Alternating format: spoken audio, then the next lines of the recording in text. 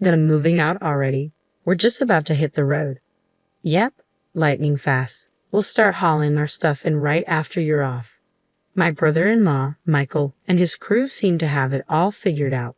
As soon as we vacated the family home, they swooped in, making themselves at home like seasoned pros. Did we make the right call letting them take over? When I expressed my doubts to my husband, he just chuckled. Relax, let them enjoy their moment. They'll be knocking on our door soon enough. And true to form, a few months down the line, Michael dialed us up in a frenzy. I couldn't help but chuckle at their misplaced confidence. I'm Mary. Joseph and I crossed paths in college. He was a senior, a year my senior. Back then, that gap felt monumental, and Joseph, with his steadfast demeanor, seemed like the epitome of reliability.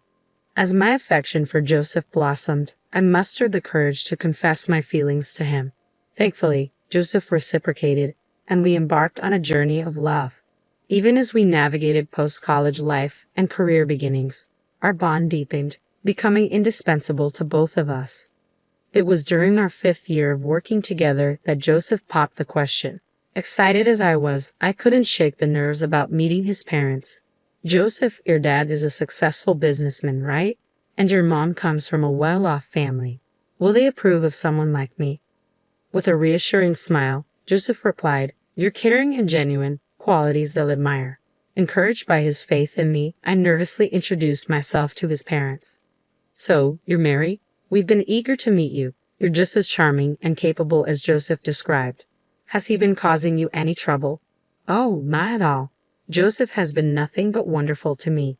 Just as Joseph had predicted, both his father, Daniel, and mother, Linda, greeted me warmly, instantly putting my worries to rest. It feels like you've been part of our family forever, they remarked. If we ever had a daughter, she would have been just like you, they added warmly. I earnestly reciprocated to my in-laws. I also consider Daniel and Linda as my own parents. After our wedding and honeymoon, Joseph and I found ourselves in a scramble to secure a new place as our current condo lease was ending. That's when my father-in-law made us an unexpected proposition. Actually, I'll be embarking on an overseas trip for a few months starting next month. It's a rather relaxed assignment, so I had planned on taking my wife along for some sightseeing. How about you two stay in our house while we're away and take your time finding a new place? Really? That would be incredibly generous. Given our struggles in finding suitable accommodation, it was an offer too good to pass up. If you don't find a place you like, you're welcome to stay here, my mother-in-law mentioned, her tone tinged with reservation. That would be wonderful. Are you sure it's all right? You're comfortable with this, Mary, living under the same roof with your mother-in-law? Linda, I consider you a mother figure, not just my mother-in-law. Joseph's family residence is quite grand, boasting multiple rooms. Though not originally designed for dual households, its ample space, guest quarters, and 2 bathrooms made cohabitation comfortable. While there's only one kitchen, sharing meal duties with my mother-in-law proved more enjoyable than cooking solely for 2. Our rapport with my in-laws made the arrangement seamless. Gratefully accepting their offer, we embarked on this new chapter of our lives in Joseph's family abode. After our move, they threw a housewarming bash, extending invitations to all our relatives. You're the star of the show. Just relax and enjoy, my mother-in-law assured me. Yet I found equal delight in catching up with relatives I rarely had the chance to see. Joseph, you've truly found a gem, our relatives would remark each time my mother-in-law and I exchanged smiles. But then, a realization dawned on me. Joseph's elder brother was conspicuously absent. Joseph, the second son, had an older sibling named Michael, just 2 years his senior. While most of the relatives showed up, Michael and his wife were notably missing. Daniel, where are Michael and his wife today? I inquired of my father-in-law. His expression grew somber as he replied, They're fine, don't worry. Detecting my confusion, my mother-in-law stepped in to provide clarification. Michael used to be a regular at these gatherings, but ever since he married Jessica, he's kept his distance. Joseph had hinted to me before about his mother's partiality towards her eldest son, and it seemed Jessica's presence was not well received by her. On that particular day, Michael and his wife were no-shows. Joseph and I sent a housewarming card to their residence. A few days later, I received an unexpected call from Michael. Is Joseph available? His tone was terse. Oh, Michael, Joseph is at work right now. Can I take a message? You're Joseph's wife, right? Mary? Yes, it's been some time. What can I do for you? So, you're staying in the family home, huh? This is a change of address notice. We've moved to my parents' place. Really? Yeah, Daniel and the others suggested it, so we're graciously taking them up on it. When I heard about your housewarming, I couldn't believe you had the audacity to use my parents' home, but to actually live there. That's quite bold. It was evident that Michael harbored resentment towards our living arrangement at his parents' house. Phone conversations aren't enough. I'm dropping by this weekend for a face-to-face chat. Dad will be away on business next weekend. I don't care about Dad. I need to have a conversation with you and Joseph. Well, Joseph might have work commitments too. Seriously, then you'll do. And so, the following weekend, Michael paid us a visit. My mother-in-law appeared overjoyed to have her son home after such a long absence. Mom, you're here too. Of course, darling, of course. I've been looking forward to catching up with you, Michael. I'll be heading to Dad's next week, so I'm glad we could squeeze in some time together. Ah, right, I heard Dad landed a job overseas.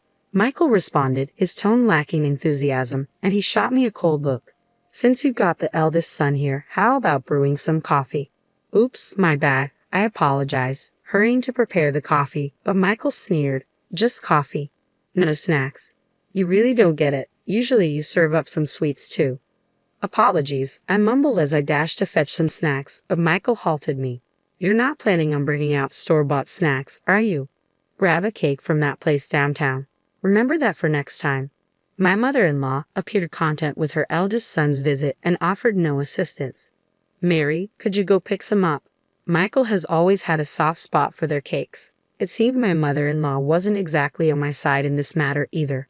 All right, I sighed, gearing up for a trip to the store, only to have Michael add another dinner demand.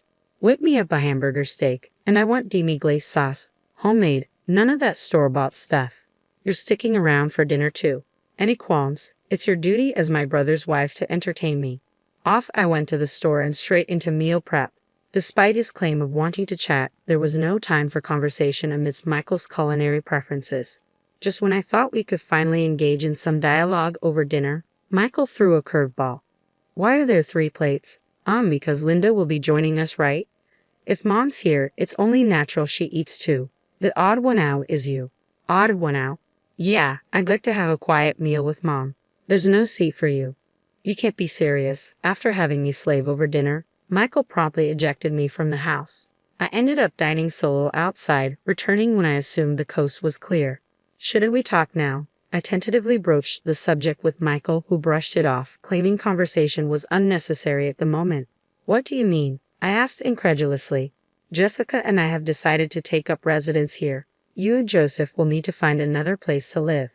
But we've already settled in. Isn't it more reasonable for me as the eldest son to stay? Mother-in-law's expression was remorseful as she addressed me. Mary, I'm sorry, but Michael appears to be finally embracing his role as the eldest son. It would bring me peace of mind if he remained here.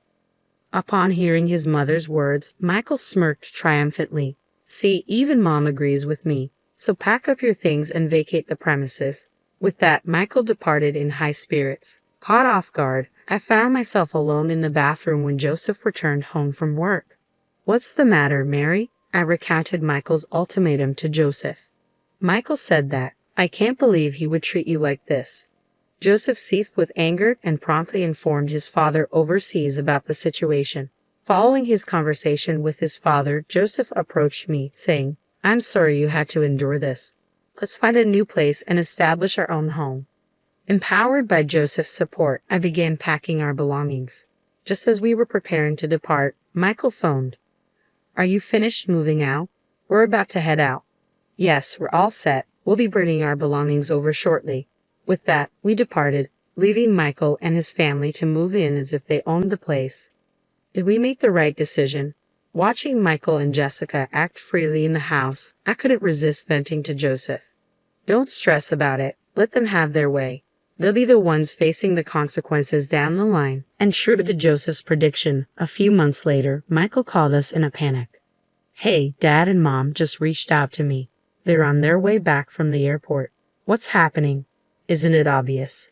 Their overseas assignment is finished, so they're returning home. I thought they'd be staying there longer. I hadn't heard anything about their return. I thought this house was passed down to us. Our plan was to live together once they returned. You were aware of that when you pushed us out to live here, weren't you? Jessica would never agree to cohabitate with them, but their belongings are still here, right? Where did you think they'd reside upon their return? Michael grew defensive. I assumed they left behind what they didn't need. You sold it. You sold their belongings. Yeah, Jessica suggested we make some money if it wasn't necessary. My in-laws had left behind valuable possessions like jewelry and watches. Selling those items would amount to a significant sum of money. So what happened to the money? I inquired. It's gone. We blew through it like it was a windfall, Michael admitted. And what if they find out? I pressed. I suppose it's just a matter of time, he conceded. Well, then what's the plan? I asked anxiously. Mary, can you come over and lend a hand? Michael requested. Help? Why should I? I retorted.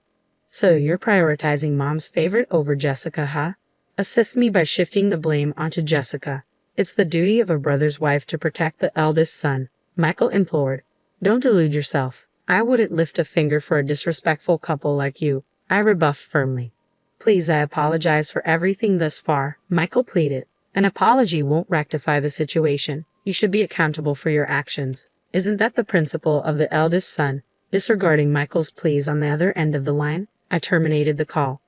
Later, I discussed the matter with Joseph. Joseph chuckled. Indeed, Jessica, who never saw eye to eye with Dad and Mom, would never agree to move back in. Dad even suggested we live wherever we please until they relent and vacate. He's covering all the relocation and rental expenses. I see, Joseph responded calmly, despite his earlier anger at Michael's audacity, understanding why he kept silent. I thought if I told you, Mary, you might inadvertently warn them, Joseph explained. Apologies for not speaking up, he added. No problem. I feel much relieved now, I assured him.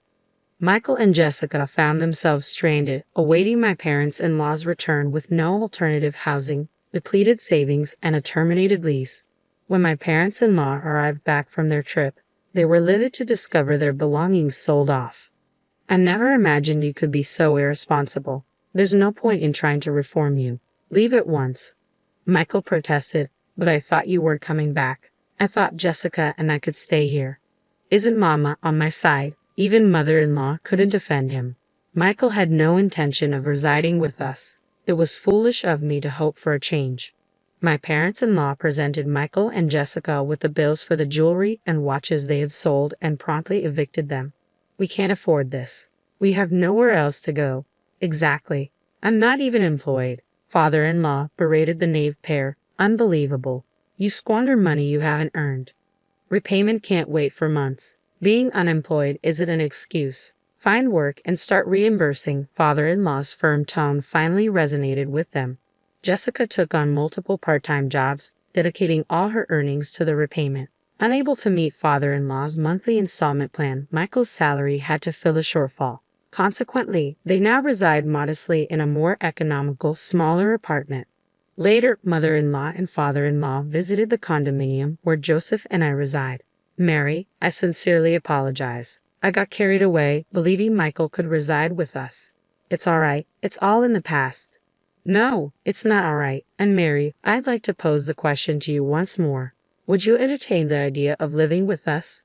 Mother-in-law appeared genuinely contrite. We've always recognized that mother-in-law isn't a bad person. Joseph and I exchanged a glance and nodded. Our decision was made. Absolutely, if Daniel and Linda are agreeable, we'd be delighted to return to the house. We unanimously decided to reunite as a family of 4 under one roof. This experience seems to have deepened the bond between my in-laws and me even further.